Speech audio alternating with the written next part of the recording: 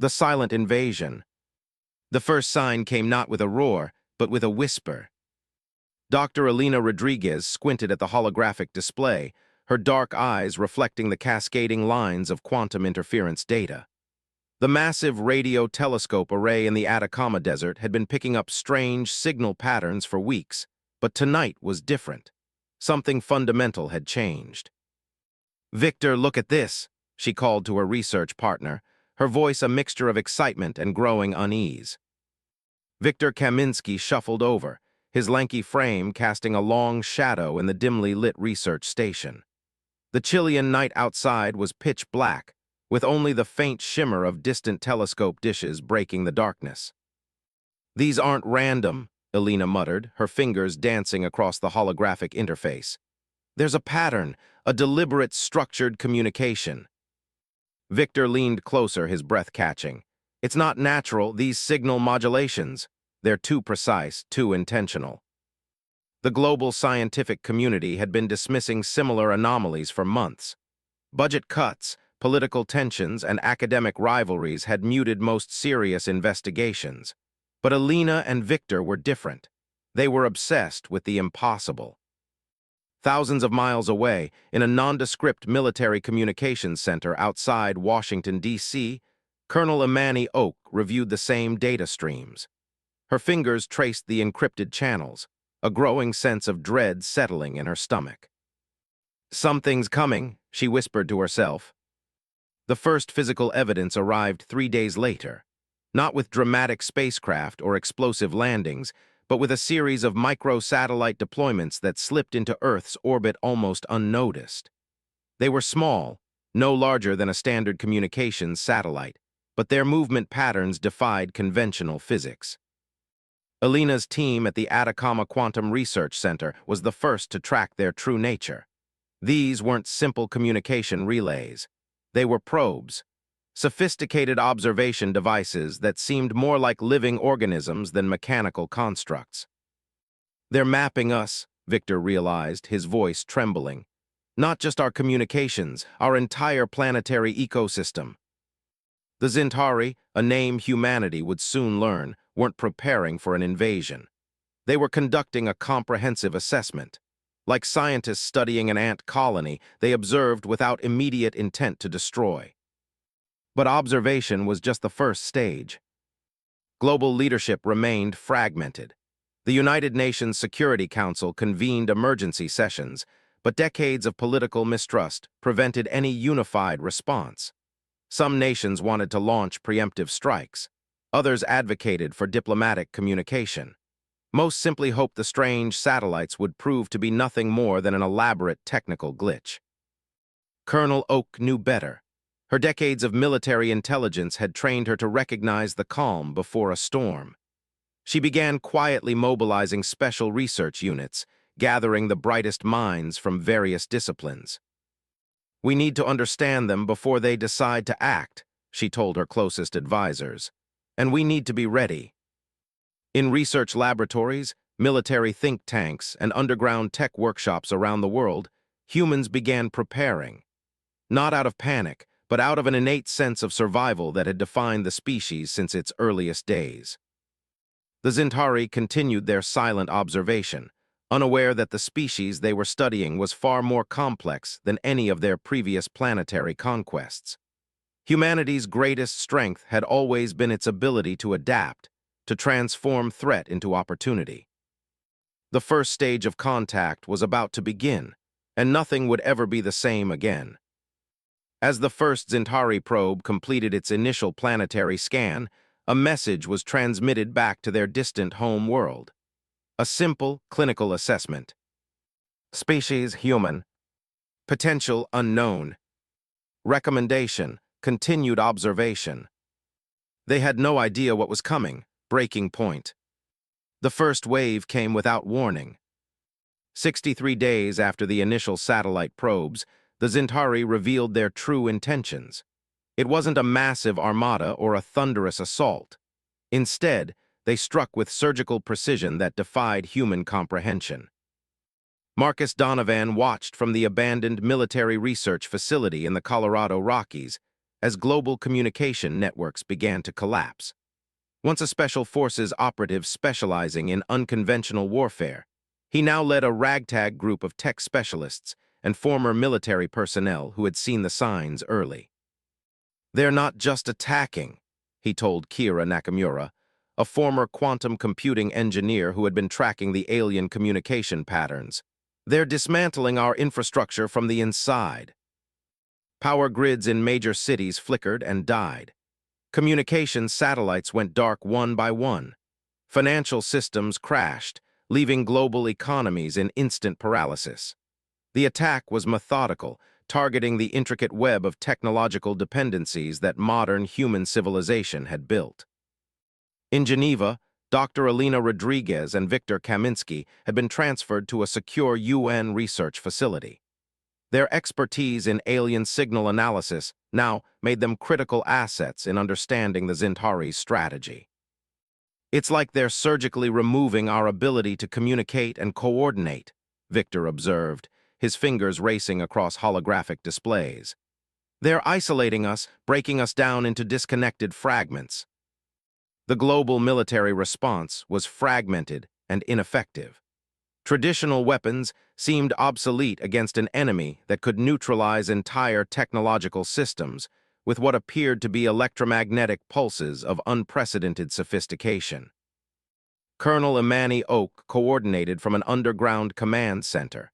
Her network of international contacts was rapidly shrinking as communication channels collapsed.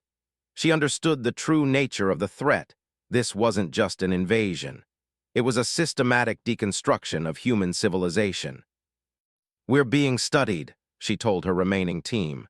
"Every response, every failure is being analyzed." In the first week, major cities became ghost towns.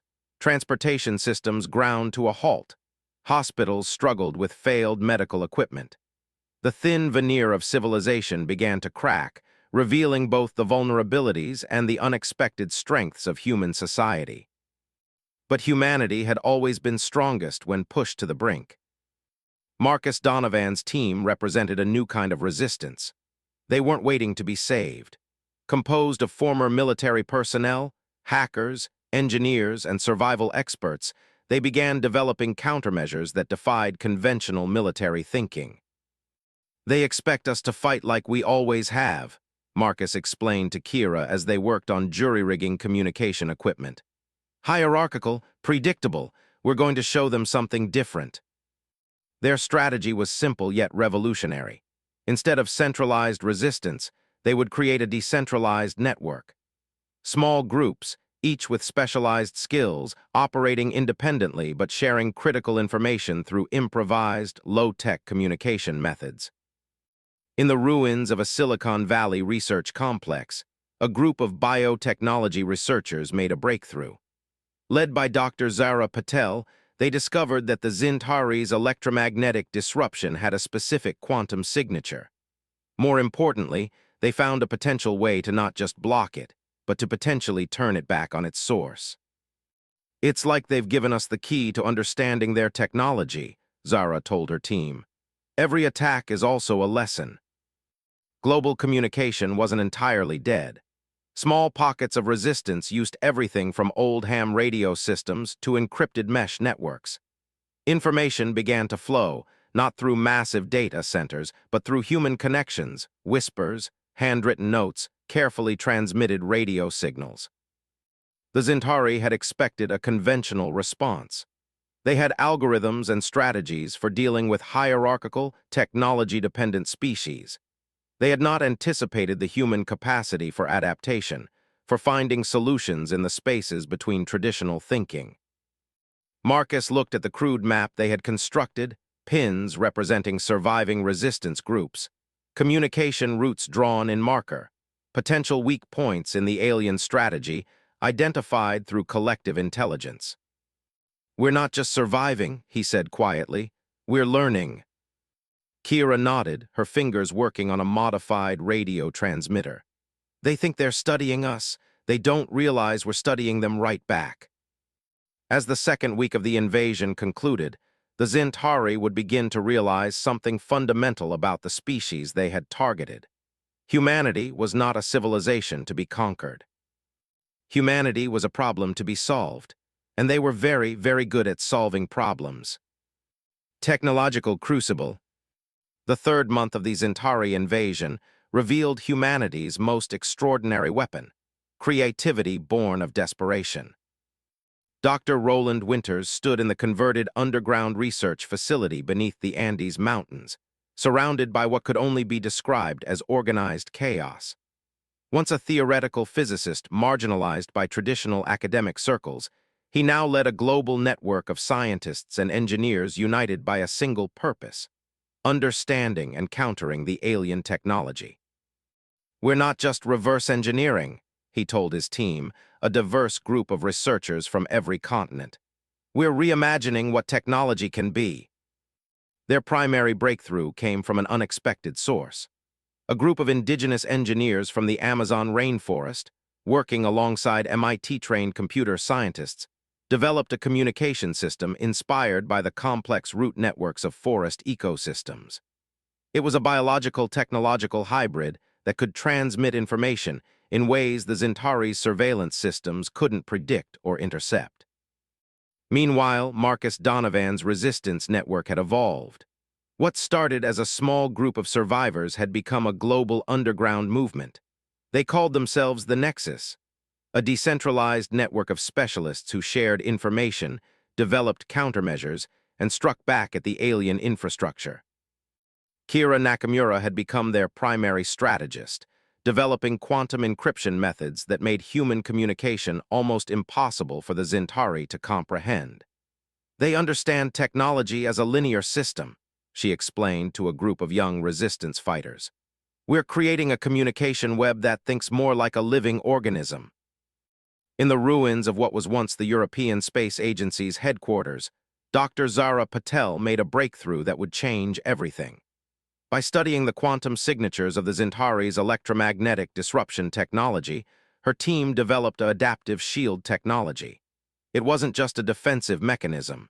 It was a living, learning system that could predict and neutralize alien technological attacks.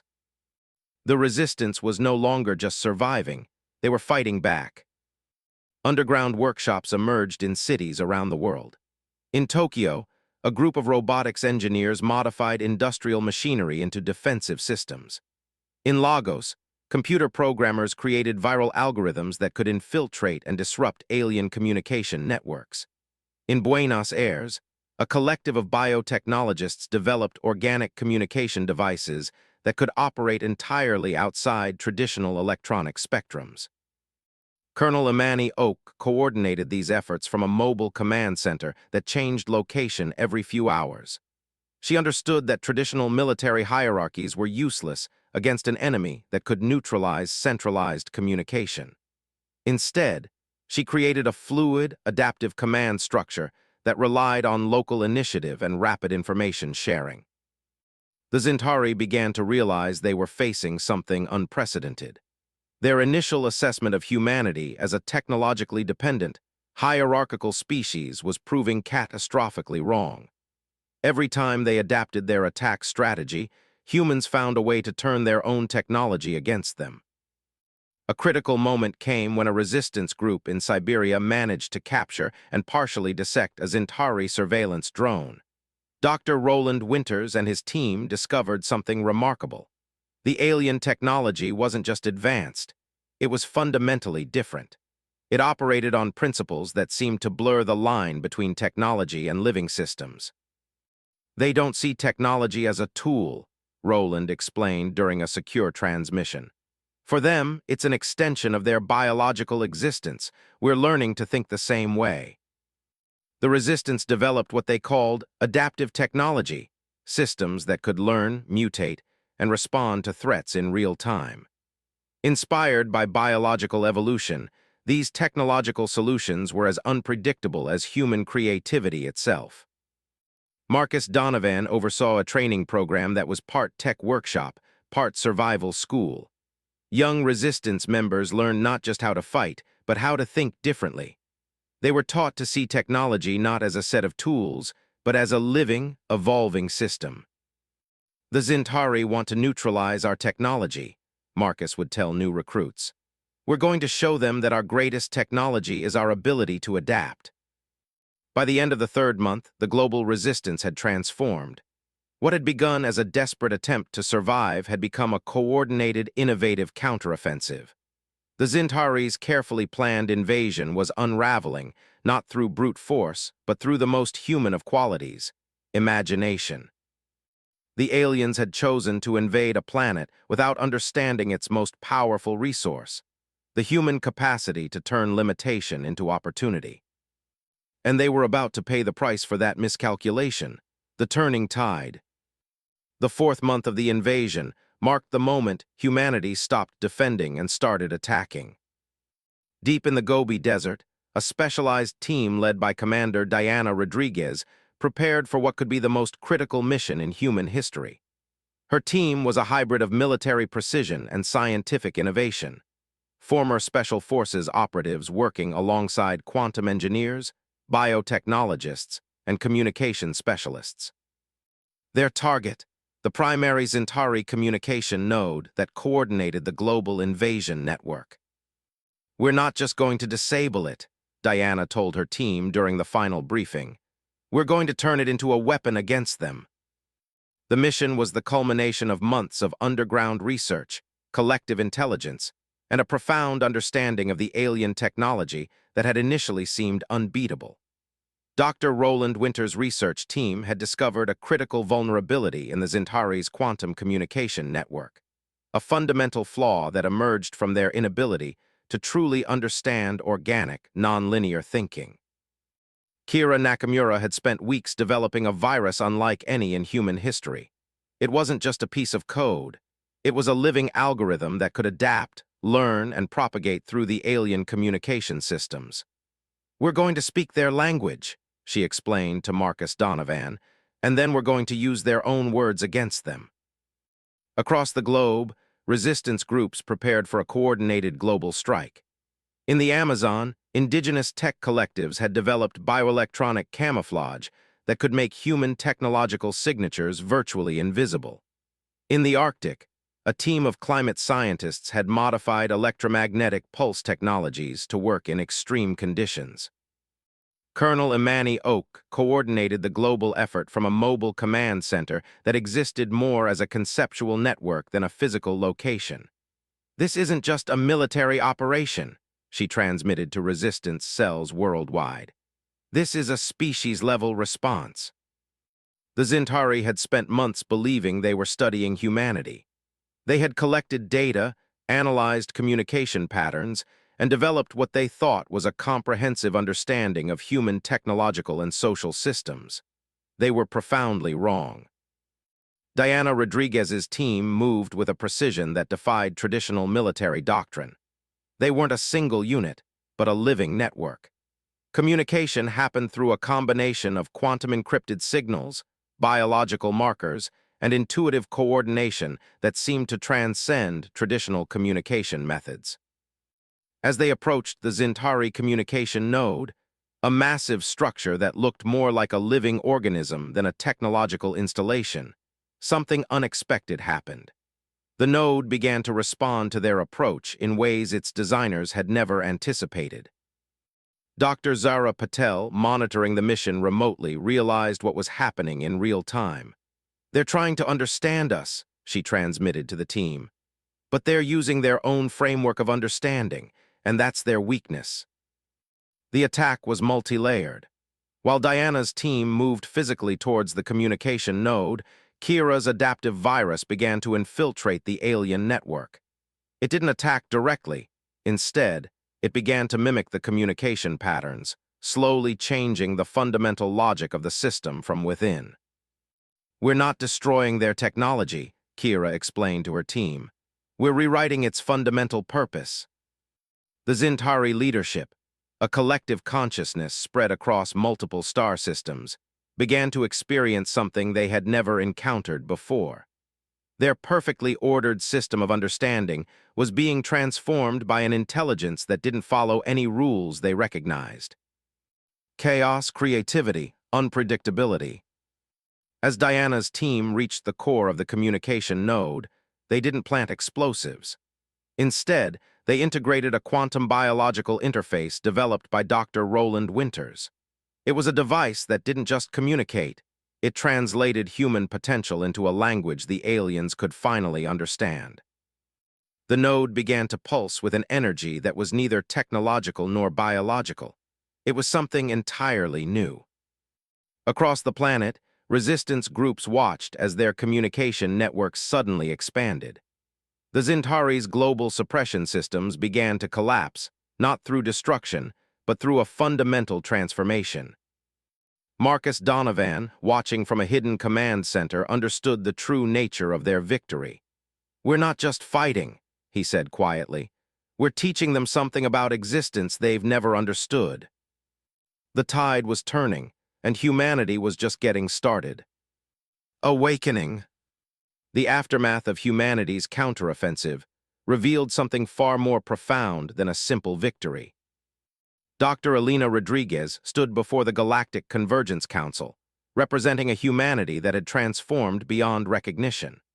The sterile, technologically advanced chamber was filled with representatives from dozens of alien civilizations, species that had watched humanity's struggle with a mixture of fear, curiosity, and growing respect. "We are not what you expected," she began, her voice carrying the weight of a species that had rewritten the fundamental rules of cosmic interaction. The events of the past year had changed everything. The Zintari invasion was no longer seen as a singular conflict, but as a pivotal moment in human evolution. What had begun as an attempt to survive had become a fundamental reimagining of what intelligent life could be. Dr. Roland Winters, now the chief scientific advisor to the newly formed Terra Collective, explained the breakthrough to a hushed audience. "Our victory wasn't about technology," he said. "It was about understanding. The Zintari tried to study us as a fixed system. We proved that we are a living, evolving concept." The transformation had been total. Humanity had discovered that their true strength lay not in military might or technological superiority, but in their capacity for radical adaptation, collective intelligence, and creative problem-solving. Marcus Donovan, now a key strategist in humanity's first interstellar diplomatic corps, reflected on the journey. The decentralized resistance networks that had fought the Zintari had evolved into a new form of global, and now interstellar, cooperation. They had learned that true strength came from connection, not hierarchy. Kira Nakamura's adaptive communication technologies had become the foundation of a new form of interspecies dialogue. The quantum biological interfaces she had developed during the invasion were now being used to bridge communication gaps between entirely different forms of intelligent life. Colonel Imani Oak oversaw the development of humanity's first true defensive system, not a military structure, but a planetary intelligence network that could anticipate and adapt to potential threats. It was a living, breathing system that incorporated the lessons learned during the invasion. The Zintari themselves had undergone a profound transformation. What had begun as a conquest had become a moment of mutual understanding. Their hierarchical, rigid system of knowledge had been fundamentally challenged by humanity's approach to existence. Dr. Zara Patel presented the most groundbreaking discovery. The invasion had been more than a conflict, it was a test. A test that humanity had not just passed, but had completely redefined. "We discovered something about intelligence itself," she told the Galactic Convergence Council. "It's not about information, it's about adaptation, about the capacity to transform." The Terra Collective, humanity's new form of global governance, was unlike any political system that had existed before. It wasn't a government in the traditional sense, but a fluid, adaptive network that could respond to challenges in real time. Decision-making happened through a combination of collective intelligence, advanced AI systems, and human creativity. Humanity had become something new, not a military power, not a technological civilization, but a living concept of potential. As Alina Rodriguez concluded her address to the Galactic Convergence Council, the representatives from various alien civilizations understood something profound. Humanity was not a species to be conquered or studied. Humanity was a force of nature. "We are not finished," Alina said, her final words echoing through the chamber. "We are just beginning." The stars listened, and for the first time they seemed to shine a little brighter.